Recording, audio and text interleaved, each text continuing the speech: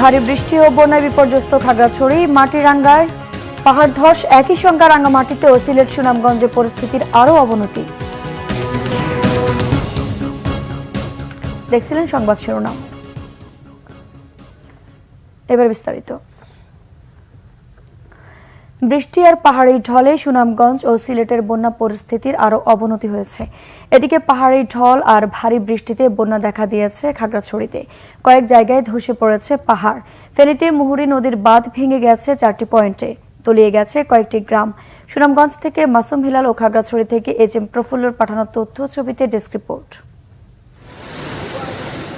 ভারী বৃষ্টি আর পাহাড়ি ঢলে আবারও প্লাবিত হয়েছে সুনামগঞ্জ।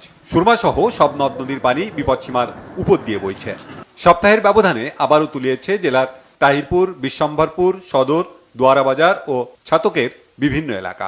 পানিবন্দী লাখো মানুষ।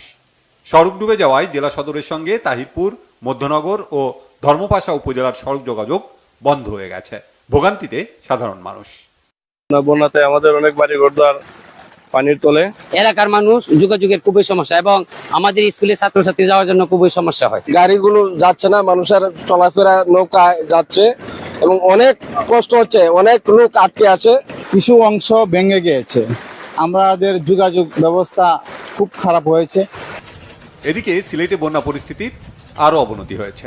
উজান থেকে নেমে আসা পাহাড়ি ঢল আর অতিবৃষ্টিতে ডুবেছে জেলার বিভিন্ন উপজেলা সহ সিলেট নগরীর নদী তীরবর্তী বিভিন্ন ওয়ার্ড।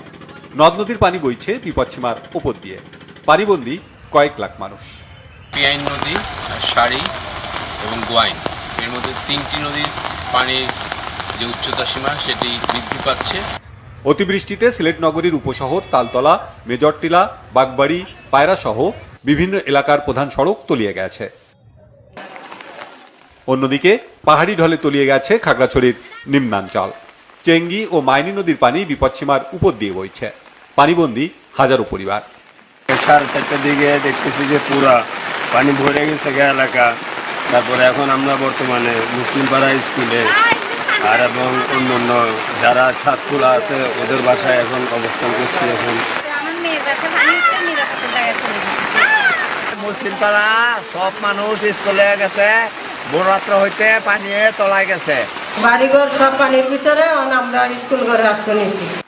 দীঘিনালার মেরুং, কবাখালী ও শহরের বিভিন্ন এলাকা প্লাবিত হয়েছে। সড়ক ডুবে বন্ধ হয়ে গেছে রাঙামাটির সাজেক ও লংদুর সাথে খাগড়াছড়ির সড়ক যোগাযোগ। বৃষ্টি চলতে থাকায় পাহাড় ধস ও বন্যা পরিস্থিতির আরও অবনতির শঙ্কা রয়েছে। মাটিরাঙ্গার সাপমারায় ভোরে পাহাড় ধসে পড়ে সড়কের ওপর। 4 ঘন্টা পর স্বাভাবিক হয় সড়ক যোগাযোগ। শহরের শালবাগান, হরিনাথপুর, রসুলপুর ও মেহেদিবাগে পাহাড় ধসে কয়েকটি বাড়িঘর ক্ষতিগ্রস্ত হয়েছে। রাতে 3টা বাজে মাটিটা ভাঙছে, আমরা বাড়িছি না 3টা লিয়া ফেসব করাইতাম, এমন টাইমে মাটিটা ভাঙ্গা পড়তেছে। মাটি আর গাছ ধসে পড়ছে, পরে আমরা তো আটকা পড়ছি, পরে জানলা ধাক্কা দিয়ে এরপরে আমরা বাইরেছি। আমরা তো নিজেদের ক্ষতি না করেও তো পারতেছি না, কারণ আমাদের আশ্রয় হইলো পাহাড়ের কিনারে। প্রায় 300-350 পরিবার ঝুঁকিপূর্ণ অবস্থানে আছে। পাশাপাশি তাদেরকে আমরা বিগত কয়েকদিন মাইকিং করেছি আশ্রয়কেন্দ্রে যাওয়ার জন্য। ফেনীর মুহুরী নদীর বাঁধ ভেঙে বন্যা দেখা দিয়েছে। আকস্মিক বন্যার কারণে ফুলগাজী ও পরশুরামে মঙ্গলবারের এইচএসসি পরীক্ষা স্থগিত করা হয়েছে। Banglavision news desk. পার্বত্য জেলা রাঙ্গামাটিতে টানা ভারী ও মাঝারি বৃষ্টিতে বাড়ছে পাহাড় ধসের শঙ্কা। মৃত্যু নিশ্চিত জেনেও পাহাড়ের পাদদেশে ঝুঁকিপূর্ণ বসতিতে অন্তত 20,000 মানুষ। স্থানীয় প্রশাসন গত কয়েকদিন ধরে মাইকিং করে সরে যাওয়ার আহ্বান জানালেও সাড়া নেই। পুরো জেলায় 267টি আশ্রয় কেন্দ্র প্রস্তুত রাখা হয়েছে। রাঙ্গামাটি প্রতিনিধি নন্দন দেবনাথের তথ্য, ছবিতে ডেস্ক রিপোর্ট।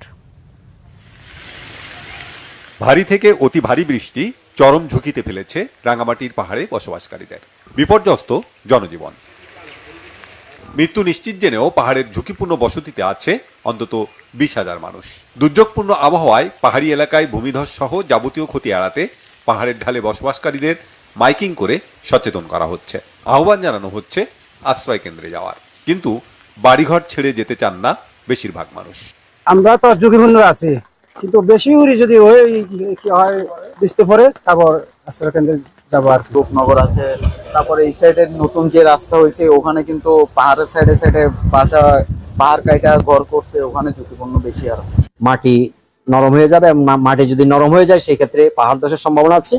ইতিমধ্যে জেলা প্রশাসন থেকে আমাদেরকে নির্দেশনা দিয়েছে আমরা যাতে করি আপনার ওই অতিরিক্ত বৃষ্টি হলে মানুষজনকে যাতে আশ্রয়কেন্দ্রে নিয়ে আসি, সেই জন্য আমরা এলাকাবাসী প্রস্তুত। আমরা যে এখানে যে পোলাপান আছে আমরা নিয়ে সবকিছু নামাই, আমরা বিএমএ এখানে দেওয়া হয়েছে, তো ওখানে পরিষেবা থেকে জেলা পরিষদ থেকে মানে সব জায়গায় বলছে ওখানে নেওয়ার জন্য, আমরা সবাই প্রস্তুত আছি ওখানে যাওয়ার জন্য। ভারী বৃষ্টি, এখানে মাটিগুলো বালু মাটি, সেক্ষেত্রে ভূমিধসে কিছু আশঙ্কা থেকে যায়।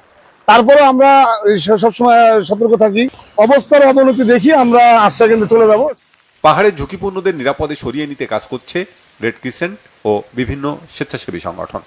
ঝুঁকিপূর্ণ যে এলাকাগুলো আছে সেই এলাকাগুলোতে আমরা অলরেডি মাইকিং কার্যক্রম চলমান রেখেছি। পাশাপাশি যারা ঝুঁকিপূর্ণ অবস্থায় বসবাস করছে তাদেরকে আমরা আশ্রয়কেন্দ্রে যাওয়ার জন্য আহ্বান জানাচ্ছি। আমরা চেষ্টা করছি যারা ঝুঁকিপূর্ণ অবস্থায় অবস্থান করছেন তাদেরকে আশ্রয়কেন্দ্রে নিয়ে যাওয়ার জন্য। আশ্রয়কেন্দ্র প্রস্তুত রাখা, যোগাযোগ ও বিদ্যুৎ ব্যবস্থা সচল রাখা, স্বেচ্ছাসেবক টিম গঠন, আইন শৃঙ্খলা বাহিনী প্রস্তুত রাখা, বন্যা কবলিত এলাকায় জরুরি ভিত্তিতে খাবার সংগ্রহের প্রস্তুতি সেরেছে জেলা প্রশাসন। আসতে চায় না মানুষ, তাদেরকে অনেকটা জোর করেই তাদের নিয়ে আসতে হয়। আবার নিয়ে আসলে আবার পানি অনেক সময় চলে যায়, তাদের পানি দিতে না পারে। গতবার আমরা সেখানে পুলিশ রেখেছিলাম, একেবারে পূর্ণ প্রস্তুতি আমাদের আছে এবং ইউনোদেরকে আমরা সেইভাবে নির্দেশনা দিয়েছি তারা যেন একদম পূর্ণ প্রস্তুতি রাখে। কোথাও কোনো যদি এই ধরনের কোনো দুর্ঘটনা ঘটে যেন দ্রুত আমরা সেটিকে অ্যাড্রেস করতে পারি। 2017 সালের 13 জুনে রাঙামাটিতে ভয়াবহ পাহাড় ধসের ঘটনায় 5 সেনা সদস্য সহ প্রাণ যায় 120 জনের। পরের বছর 2018 সালে নানিয়ারচরে 12 জুন পাহাড় ধসে মৃত্যু হয় আরও 11 জনের। এমন ঘটনার পুনরাবৃত্তি ঠেকাতে তৎপরতা বাড়িয়েছে প্রশাসন। Bangla vision news desk. এবার খেলার সংবাদ।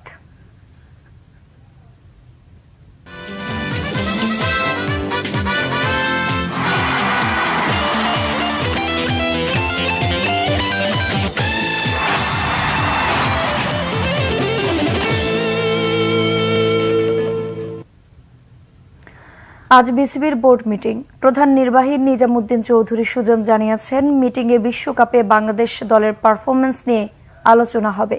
আফগানিস্তানের সাথে সিরিজ পিছিয়ে দেওয়ার বিষয়টিও আছে এজেন্ডায়। প্রধান নির্বাহী আরও জানিয়েছেন, বিপিএল এর পরবর্তী আসর ভালোভাবে এবং পরিকল্পিতভাবে বিপিএল আয়োজন কাজ শুরু করেছে বোর্ড। সেপ্টেম্বরের প্রথম সপ্তাহের দিকে হবে প্লেয়ার্স ড্রাফট। এফটিপির সাথে সমন্বয় করে বিপিএল এর জন্য সময় চূড়ান্ত করা হবে। বাংলাদেশ দল কোনো আইসিসি মেজর ইভেন্ট বা কোনো এশিয়ান ক্রিকেট কাউন্সিলের এসিসির কোনো ইভেন্টে পার্টিসিপেট করার পরে যে আসলে যে পারফরমেন্স নিয়ে যে একটা আলোচনা হয় সেটাও একটা রুটিন ম্যাটার। এই বিষয়গুলো মূলত আলোচনায় থাকবে। আমাদের এফটিপি একটা কমিটমেন্ট ছিল আফগানিস্তানের সাথে, আমাদের 2 টেস্ট ওডিআই অ্যান্ড T20। এটা আমরা আফগানিস্তান ক্রিকেট বোর্ডের সাথে আলোচনা করে আমরা চেষ্টা করছি যে একটা পরবর্তীতে একটা সুবিধাজনক সময় যাতে এটাকে রিশিডিউল করা যায়। গত বিপিএল লাস্ট এডিশনে যারা খেলেছেন তাদের সাথে আমরা যোগাযোগ করেছি এবং most of them have confirm there participation. দু একটা দল অংশ আমাদের জানাননি, ওগুলো জানালে তার পরবর্তীতে নেক্সট স্টেপটা আমরা ঠিক করব। এবং আমরা ইতিমধ্যে একটা সময় নির্ধারণ করেছি যেটা আমরা ড্রাফটের জন্য প্লেয়ার্স ড্রাফট, এবং স্টেপ বাই স্টেপ যে কাজগুলো এগুলো আমরা ভাবে করে নেব। দর্শক, ছিল এখনকার মতো। পরের সংবাদ দুপুর 2টায়। এর আগে একটা রয়েছে নিউজ টপ 10 দেখার আমন্ত্রণ রইল। এছাড়া বাংলা ভিশন সংবাদ ও সংবাদ সংশ্লিষ্ট অনুষ্ঠান দেখতে ভিজিট করুন www.bbnews24.com ও facebook.com/banglavisionnews এবং সাবস্ক্রাইব করুন youtube.com/banglavisionnews। ধন্যবাদ।